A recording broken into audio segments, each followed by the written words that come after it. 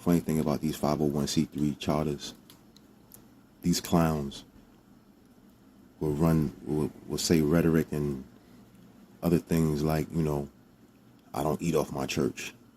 I don't make money off my church. But that's a lie. Because when you have that 501c3, you're gonna eat through the ministry, period. Now, you might not be making money off your church directly, but whatever it is that you do on the side, you live a tax-free life. You know what I'm saying? Your ministry is tax-free, and your personal wealth or your personal income is tax-free. So you can say whatever you want about, oh, I don't make money off the ministry. Yeah, you do. You know what I'm saying? And you can't teach the doctrine in the proper manner, even if you do know it. Half you clowns don't know it, because the rhetoric that you speak, the nonsense that spews out your mouth in these churches to cater to these wicked ass women that's in your churches is wrong. That's why you see a decline in men in these churches, and it's just a bunch of fucking wayward women dressed scantily clad. Not to the point where it look like they going to the club. Some of them do, but they have the funny hats, them big stupid looking hats. All you hear is singing and dancing. You might hear one scripture, but you basically living off the money that these people put into that church, man. And just like some wayward pastors like Geno Jennings might say, oh, I have a job. Yeah, you have a job, but because of your ministry and because of the way it's set up, your ass is living tax-free. So you basically part of this beast system, man. No matter what you say, no matter what you think you doing, that ain't of the Lord, man. That ain't of Yahweh Bar Shemi Hawashai. That's of Esau's wicked ass system. And you definitely gonna pay for that shit. Call halal Yahweh Bahashem Yahawashai Bahashem Rakahak Radash. Double honors to the apostles, the bishops, and the elders of Great Millstone who were well. Peace and salutations to the hopeful elect scattered abroad. To USA Shalom. Titus chapter 1, verse 6 and 7 in the NLT. An elder must live a blameless life. He must be faithful to his wife and his children.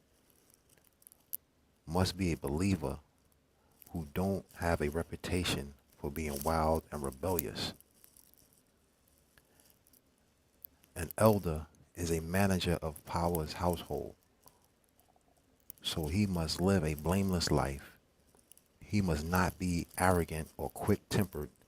He must not be a heavy drinker, violent or dishonest with money. So if you're leading a ministry, your wife is this word, man. And your children are your congregation. And in order to keep them stable and keep them in the truth, learning and progressing in the word and will of Yahweh Bashemi Hawashai, you have to be blameless. You can't be a person, or you can't be a leader who falls to heavy drinking, violence, or filthy lucre, man. You got a lot of guys in these churches, that's the only thing they're after is the money. Everything that they believe in is based upon the profits that receive through these churches, through your 501c3, where you get your tax benefit, your tax cut, through the church, through the ministry, and your personal wealth, the things that you do outside the ministry, your job, or if you have a business. These guys are looking to cheat the system, and they're using the church to do so, and their congregation is at risk. They're at risk of not learning the doctrine. This is Titus 1, chapter 10 and 11 in the NLT. For there are many rebellious people who engage in useless talk and deceive others. This is especially true of those who insist on circumcision for salvation. They must be silenced. They must be silenced because they are turning whole families away from the truth by their false teaching, and they do it all for money. That speaks to the 6th and 7th verse. The leaders of these churches is just out here for the money. They don't care about delivering the truth to their congregation. They pretty much gonna lie. It turns into a party. You know, when you go to these churches, it's all latent with sin. Lustful women, lustful men, pride, vanity. And there's no education, there's no edification going on in these churches. No one walks around with a pen and a pad to write down scripture, to write down the breakdowns. Your pastor, bishop, or whoever is running these churches, they don't give you breakdowns.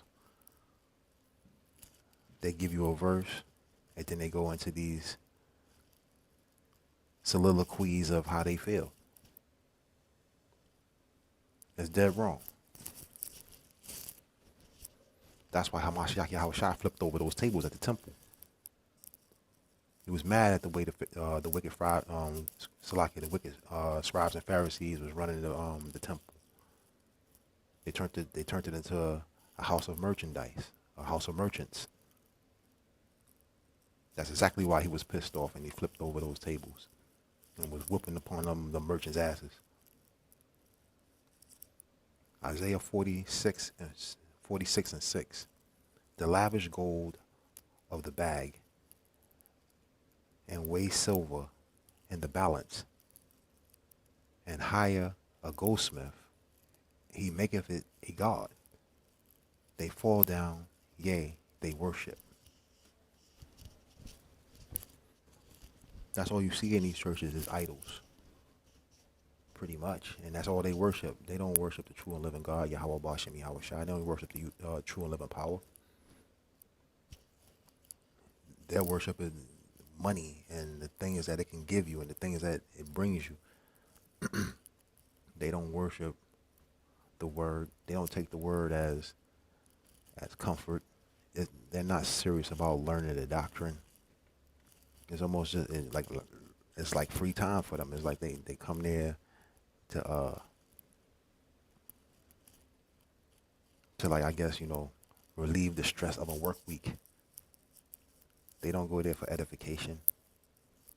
They go there to talk crap about who don't look good and who's doing this, and they pretty much gossiping.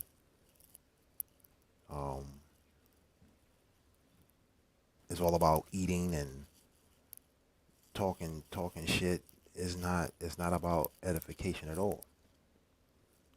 I remember when I would go to a church, I never really subscribed to any churches, but when my mother would drag me to a church, that's all I saw.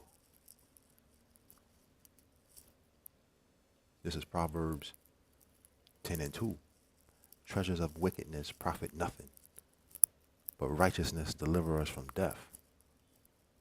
This word, the understanding of this word, the understanding of the true gospel of Yahweh Bashem Yahweh Shai. That's what saves us. Our faith. Our trying to uphold ourselves to the Lord's statutes and commandments to the best of our abilities while we're in this grace period. Rehearsing the righteous acts. That's what the ministry is about. It's not about gallivanting around on a Sunday or whenever you hold your service to talk about the things of this world.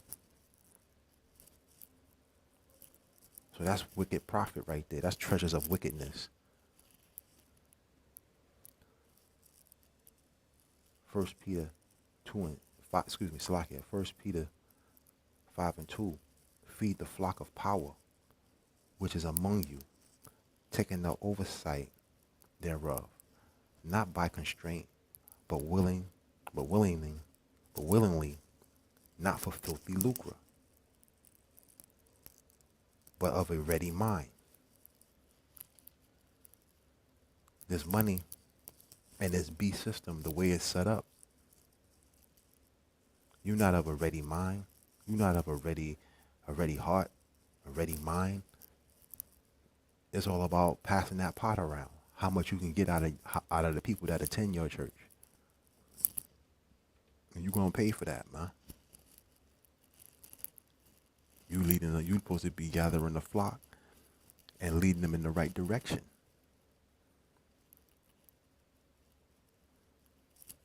But it's all about the filthy lucre. It's all about the money. They sell everything that's not nailed to the ground. You got guys selling Hebrew names. You got guys selling breakdowns and selling garments with the Most High's name on it. Y'all should be ashamed of yourself. But a scoundrel is not ashamed of himself. You know what I mean?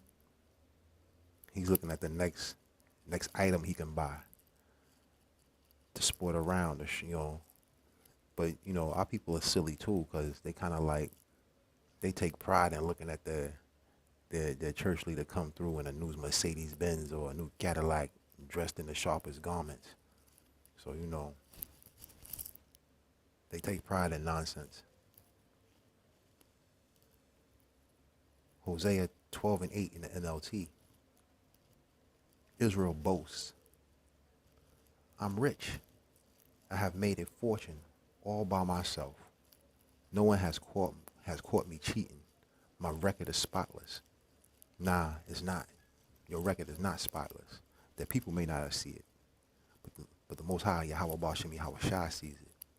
You're going to put a foot in your chest. That right there is a straight path to destruction. You're supposed to feed his flock. Bring his flock closer to him. That's through sound doctrine. That's not through pussyfooting around the scriptures, giving a guy one scripture and talk about how you feel about it. Nobody cares how you feel about it. It's about what the word is actually saying, what Yahweh Bashem Yahweh Shai is actually saying. 1 Timothy 6, verses 9 and 10 in the Message. But if it's only money these leaders are after, they'll self-destruct in no time.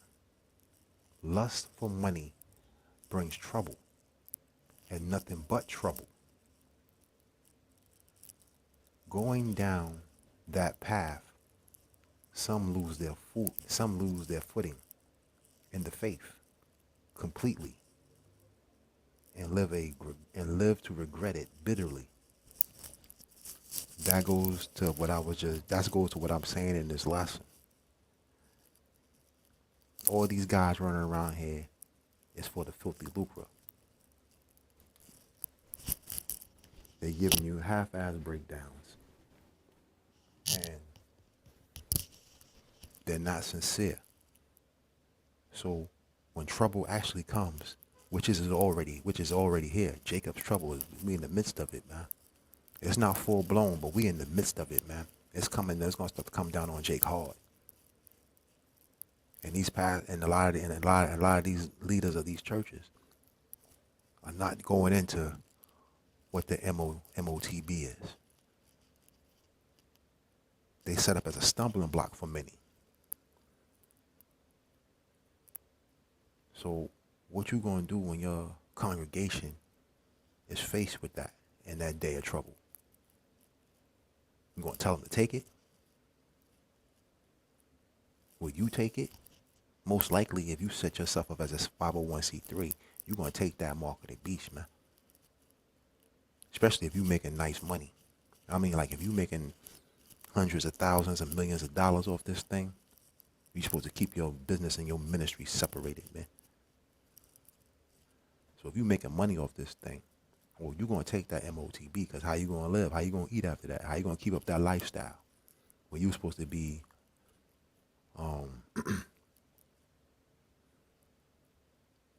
you supposed to be in the truth, like with a contrite mind. You supposed to be in the truth. You supposed to be you're supposed to be suffering. This is the point of long suffering. This is how you endure those things. So how you going to endure during that time if you haven't practiced the suffering, the hardship, the laboring? That's what this ministry is about. It's about laboring. It's about studying, showing thyself approved before power, rightfully dividing the word of truth without shame. That's 2 Timothy 2:15. Roughly paraphrasing it, you know. But what are you going? How you gonna lead your ministry then? When this devil, when Esau comes down on you, when he comes down on Jake, now what you gonna do? What you gonna tell your ministry then? When all this time you've been telling them all sorts of weird shit, like the moon is the full moon, and there's like the MOTB is an embargo, the MOTB is sin, and the MOTB is this and it's that and the third, when you know damn well it's this digital system.